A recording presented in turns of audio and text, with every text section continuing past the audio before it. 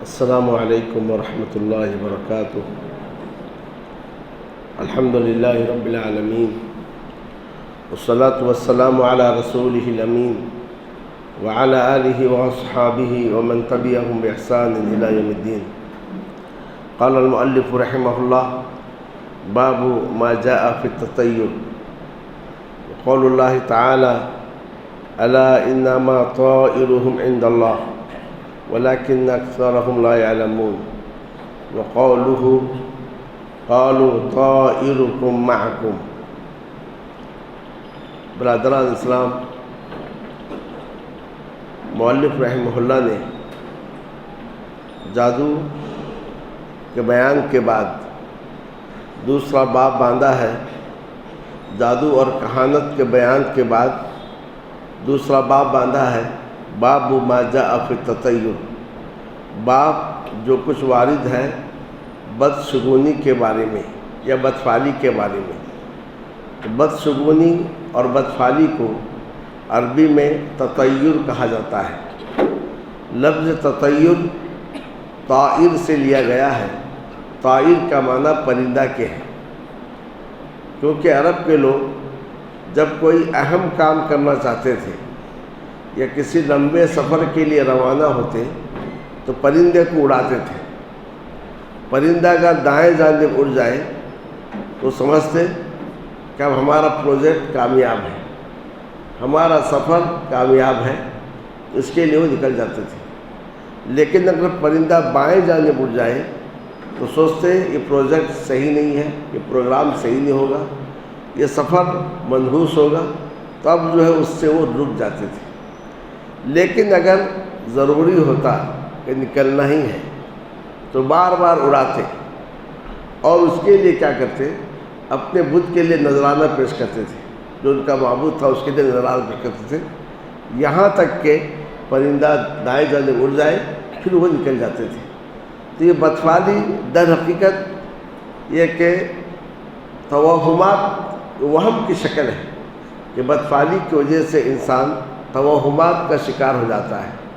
بدفعلی کا تعلق صرف پرندے سے نہیں ہے، بلکہ آگے چل کر اس کا تعلق انسانوں سے ہو گیا، جانوروں سے ہو گیا، حتیٰ کہ آواز سے ہو گیا، بلکہ دنوں سے ہو گیا، مہینوں سے ہو گیا، تو اس کا دائرہ بہت وسیع ہو گیا۔ یعنی ایک آواز آپ کو ناپسند ہے اور آپ کسی اہم کے لیے جا رہے ہیں، وہ آواز آپ سن لیے، اب آپ کہیں گے یہ کام ہونے والا نہیں ہے۔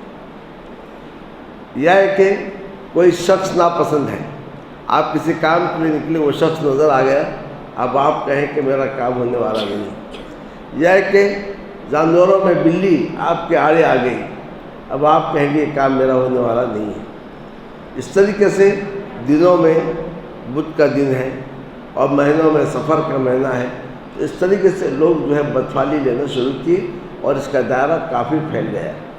تو اس باب میں مؤلف رحمہ اللہ نے 2 آیتوں کا تذکرہ کیا ہے، جس سے یہ بات بتلائی ہے کہ بدفعلی بدشگونی کوئی نئی چیز نہیں ہے، بلکہ یہ جو اگلی قوموں میں بھی یہ بیماری پائی جاتی تھی۔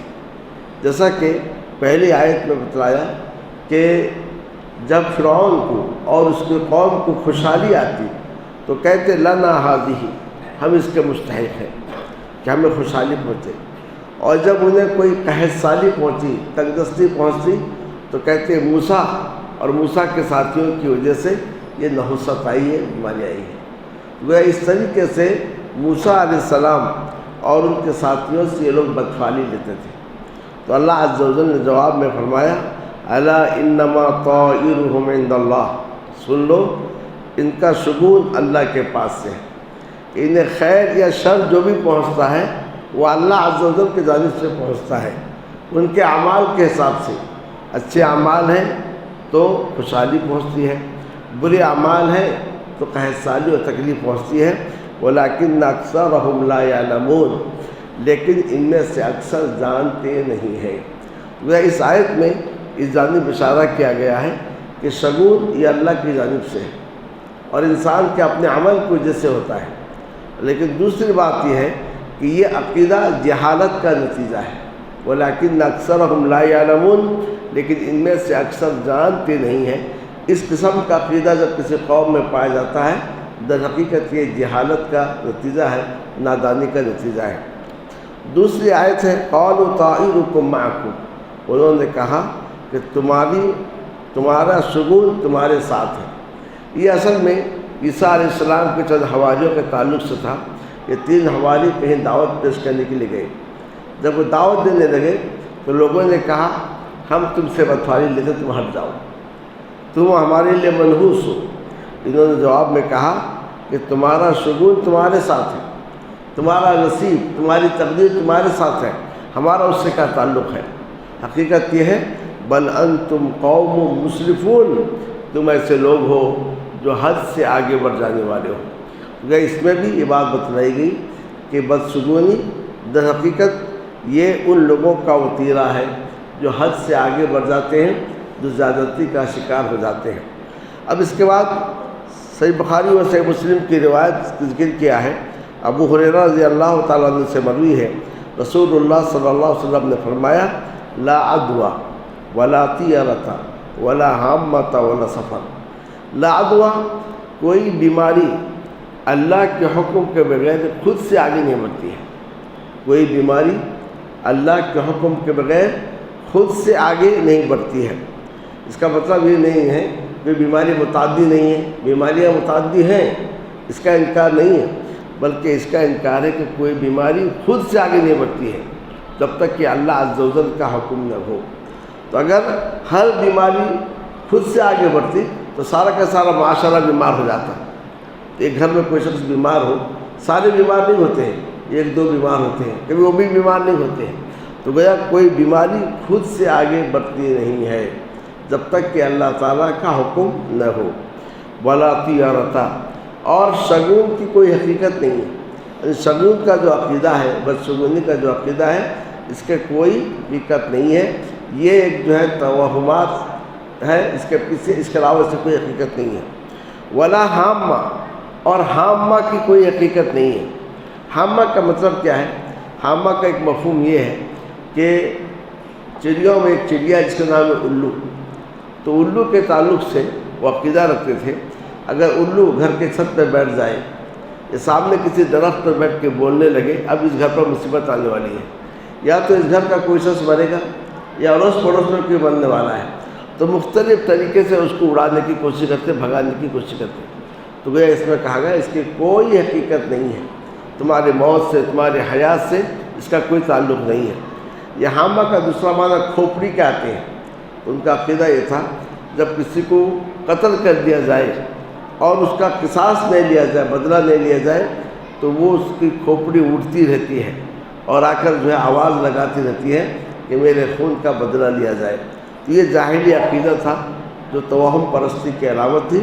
آپ صلی اللہ علیہ وسلم نے فرمایا کہ اس کی کوئی حقیقت نہیں ہے۔ ولا سفر، اور سفر کے تعلق سے جو عقیدہ ہے اس کی بھی کوئی حقیقت نہیں ہے۔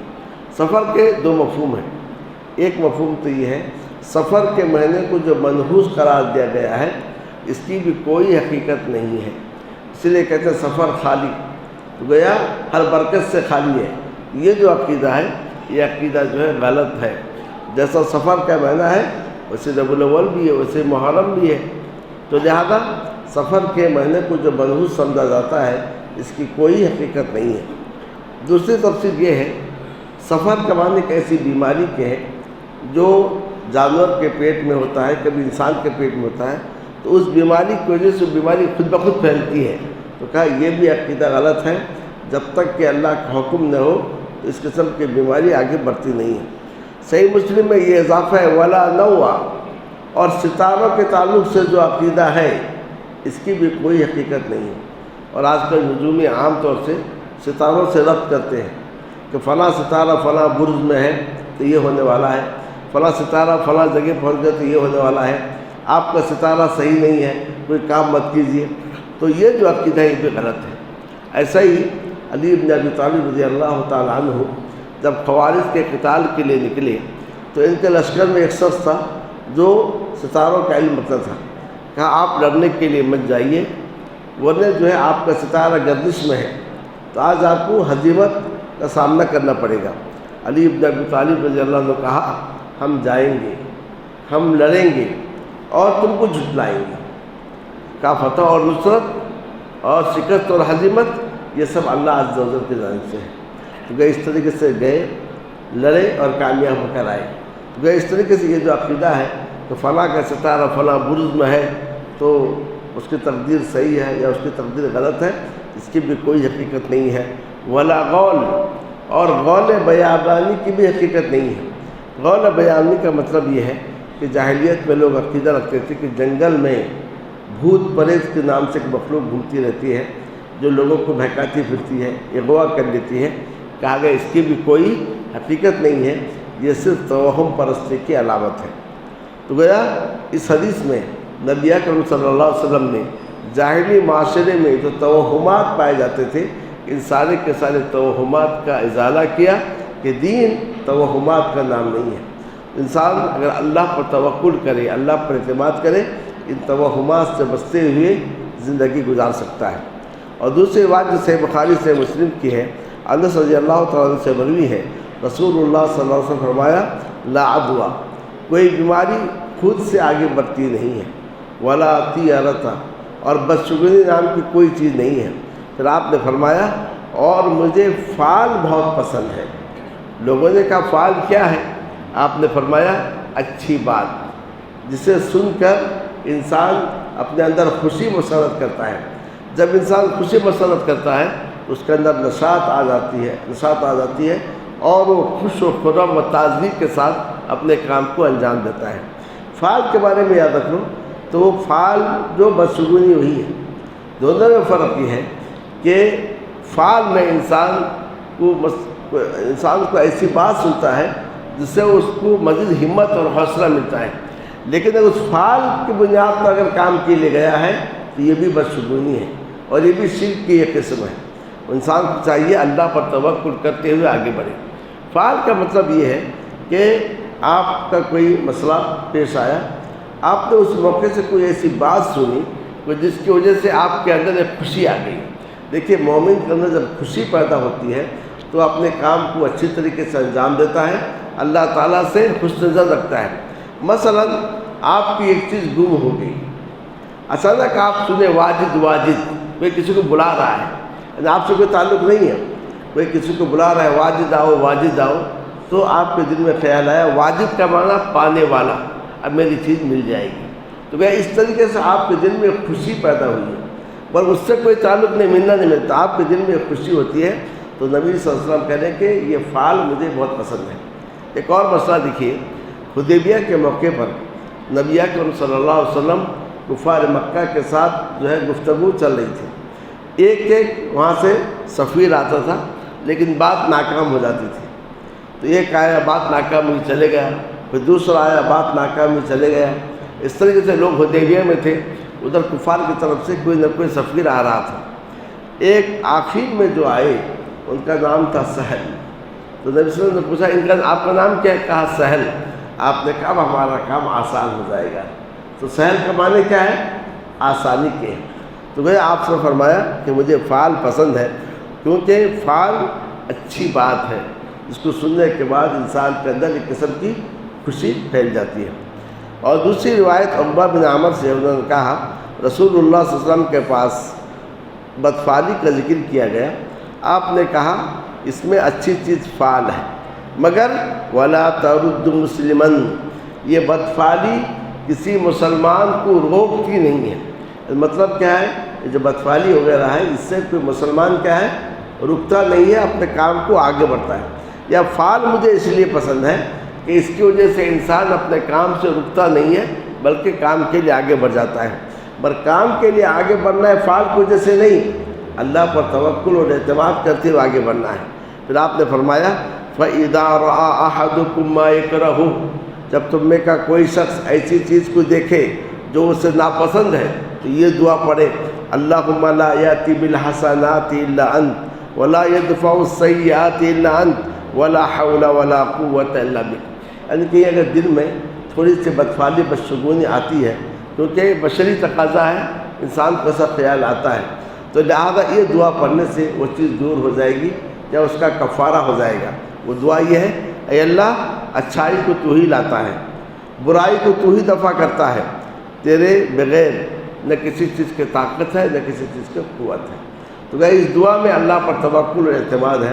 اگر کسی موقع پر دل میں ایسا خیال آئے تو ایسے صورت میں ہمیں چاہیے کہ اس دعا کو بار بار پڑھیں۔ ابن مسعود رضی اللہ عنہ سے مرفوع روایت ہے، نبی صلی اللہ علیہ وسلم نے فرمایا بدفعلی شرک ہے، بدفعلی شرک ہے۔ تو گویا اس میں واضح طور پر آپ سے بتایا کہ بدفعلی شرک ہے، کیونکہ بدفعلی میں دل کا تعلق غیر اللہ سے ہو جاتا ہے، یعنی اللہ پر جو اعتماد ہے، جو کچھ کرے گا اللہ ہی کرے گا، اس کے بجائے اس غیر سے دل کا تعلق ہو جاتا ہے، اور یہی شرک کی اصل ہے۔ اس کے بعد عبداللہ بن مسعود نے کہا وما منا الا، ہم میں کا کوئی نہیں ایسا ہے جو بدفعلی سے بچے۔ ہر ایک کے دل میں کچھ نہ کچھ جو ہے بدفعلی بدشگونی آتی ہے، ولکن اللہ یذہب بالتوکل، لیکن اللہ تعالیٰ اسے توکل کے ذریعے لے جاتا ہے۔ تو اس میں دو باتیں آئیں، پہلے ایک دعا سکھائی گئی، وہ دعا پڑھیے تو آپ بدفعلی سے بچ جائیں گے۔ اب یہ سکھایا جا رہا ہے کہ آپ اللہ پر توکل کرو، اور توکل کی وجہ سے کیا ہے، انسان بدفعلی بدشگونی سے بچ جاتا ہے۔ اور ایک روایت میں ہے آپ صلی اللہ علیہ وسلم نے فرمایا کہ جسے بدفعلی اس کے حاجت سے روک دے اس نے شرک کیا ہے۔ تو لوگوں نے کہا اس کا کفارہ کیا ہے؟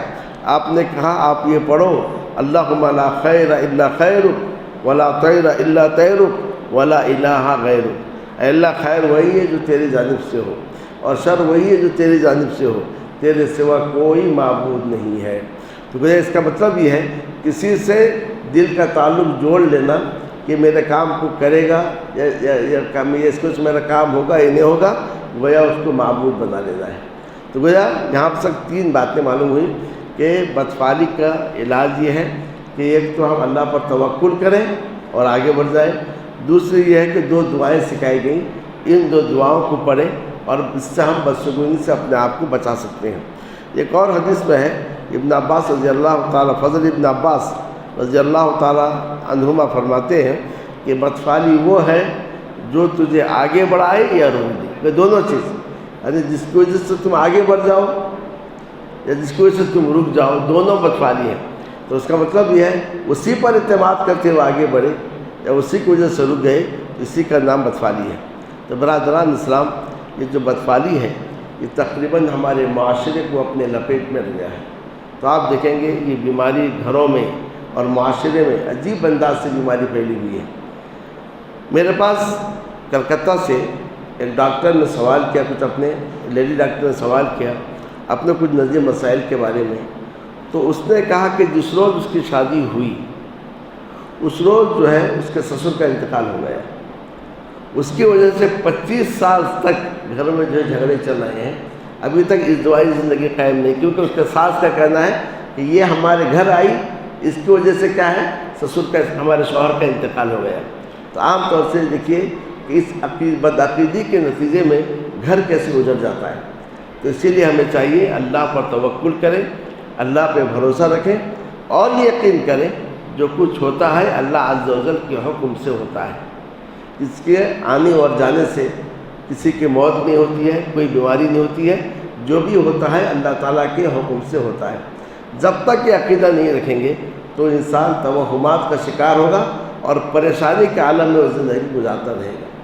تو اسی لیے نبی اکرم صلی اللہ علیہ وسلم نے ایک مرتبہ اپنے چچا زاد بھائی عبداللہ ابن عباس سے کہا کہ جان لو ساری کی ساری امت مل کر تمہیں نفع پہنچانا چاہے اتنا ہی نفع پہنچا سکتے ہیں جتنا اللہ نے تمہارے لکھ دیا ہے، اور سارے کے سارے لوگ مل کر تمہیں نقصان پہنچانا چاہے اتنا ہی نقصان پہنچا سکتے ہیں جتنا کہ اللہ تعالیٰ نے لکھ دیا ہے۔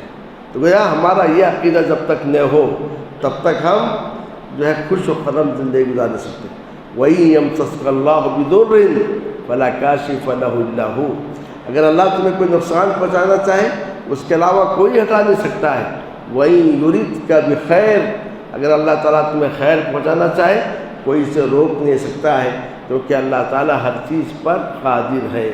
تو گویا یہ ایمان رکھنا اللہ تعالیٰ ہر چیز پر قادر ہے، وہی اس کائنات کو پیدا کیا ہے، وہی اس کائنات کو چلا رہا ہے، تو اس کے ذریعے سے ہم بدشگونی سے، بدفعلی سے اپنے آپ کو بچا سکتے ہیں۔ اللہ رب العالمین سے میری دعا ہے کہ اے رب العالمین ہمیں اس قسم کے توہمات سے اور وہم پرستی سے بچائے، اور اللہ پر توکل کرتے ہوئے، اللہ پر اعتماد کرتے ہوئے زندگی گزارنے کی توفیق عطا فرمائے۔ وصلی اللہ تعالی علی النبی الکریم وعلی آلہ وصحبہ اجمعین۔